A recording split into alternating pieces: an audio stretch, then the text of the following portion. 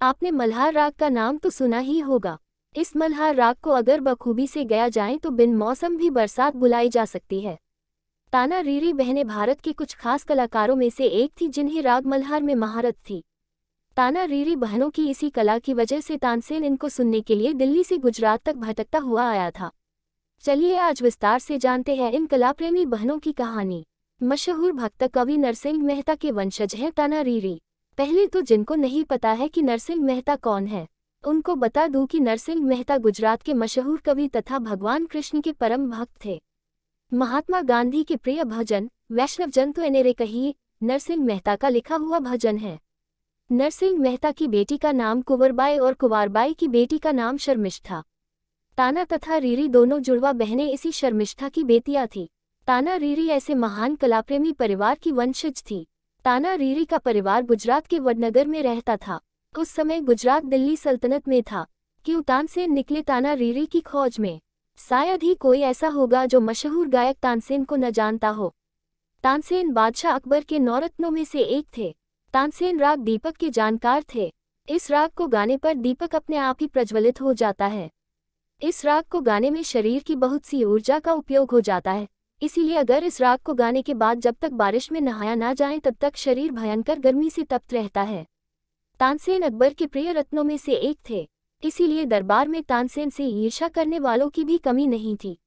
एक बार ऐसा हुआ कि बादशाह अकबर चित्तौड़ के युद्ध के बाद बेचैन हो गए थे। उनको कहीं से भी मानसिक शांति और सुकून नहीं मिल रहा था। इस समय तानसेन से ईर्ष्या करने वाले कुछ लोगों ने अकबर को तानसेन से राग दीपक सुनने की सलाह दी। इन लोगों को पता था कि अभी बारिश का मौसम नहीं है तथा तानसेन बादशाह को इस समय माना भी नहीं कर पाएगा। ऐसे में राग दीपक गाने से तानसेन का पूरा शरीर गर्मी से जलने लगेगा।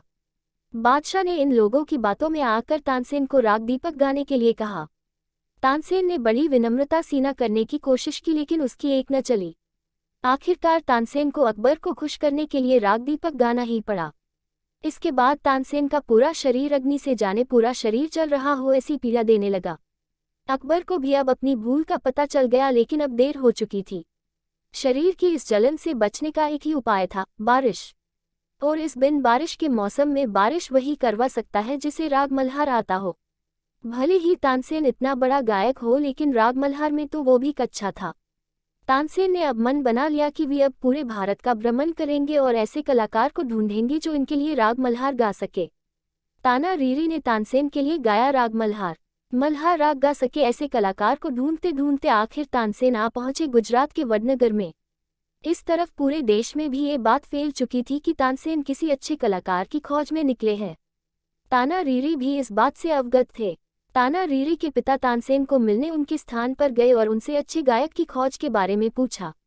उस समय तानसेन ने पूरी कहानी बताई और कहा कि वे ऐसे कलाकार को ढूंढ रहे जो राग मल्हार गाकर बारिश करा सके और उनको इस पीड़ा से मुक्ति दिला सके। ताना रीरी दोनों बहनें भगवान कृष्ण की बड़ी भक्त थी। ताना रीरी को राग मल्हार पता था लेकिन दोनों बहनें गाना मात्र अपने भगवान के लिए ही गाती थी। ताना रीरी की ये बात उनके पिता को पता थी और दूसरी तरफ उनको तानसेन की पीड़ा के बारे में भी पता था। इसीलिए उन्होंने ताना रीरी को राग मल्हार गाने के लिए दरखास्त की। ताना रीरी एक शर्त पर मल्हार गाने की राजी हुई कि यह बात तानसेन किसी को नहीं बताएंगे, खासकर बादशाह अकबर को। उनको ये बात पता थी कि जब बादशाह को इस बारे में पता चलेगा तो वो उन्हें दिल्ली बुला सकते हैं और वहां पे उन्हें पूरे दरबार में गाने के लिए मजबूर कर सकते हैं।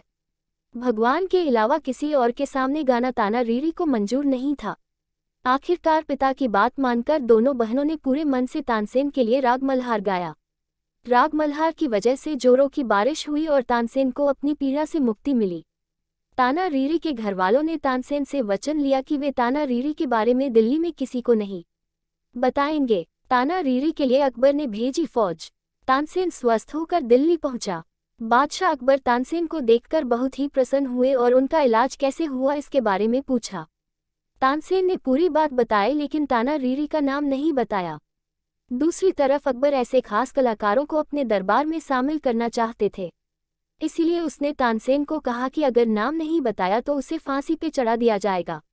आखिरकार मौत से डरकर तानसेन ने ताना रीरी के बारे में पूरा सच बता दिया। ताना रीरी के बारे में पता चलते ही अकबर ने वडनगर के सूबेदार के फतवा भेजा, जिसमें लिखा था कि तुरंत ही ताना रीरी को दिल्ली दरबार में हाजिर किया जाए। इस तरफ ताना रीरी ने भगवान के अलावा किसी और के सामने गाने से मना कर दिया। पूरा वडनगर ताना रीरी के परिवार के साथ खड़ा हो गया और उन्हें दिल्ली भेजने से मना कर दिया। इससे नाराज होकर अकबर ने एक पूरी पलटन को वडनगर पर कब्जा करने के लिए भेज दिया। जब ताना रीरी को इस बात का पता चला तो उन्होंने युद्ध न हो तथा वडनगर के लोगों की रक्षा के लिए खुद ही जहर पीकर आत्महत्या कर ली। ताना रीरी ने अकबर के सामने गाने से अच्छा मरना पसंद किया। इस तरह नरसिंह मेहता की इस दोनों वंशज ने अपने आप को इतिहास के पन्नों में सुवर्ण अक्षरों से अमर कर दिया। ऐसी ही ऐतिहासिक वीडियो के लिए वीडियो को लाइक करें, शेयर करें, कमेंट करें और चैनल को सब्सक्राइब करें। आभार।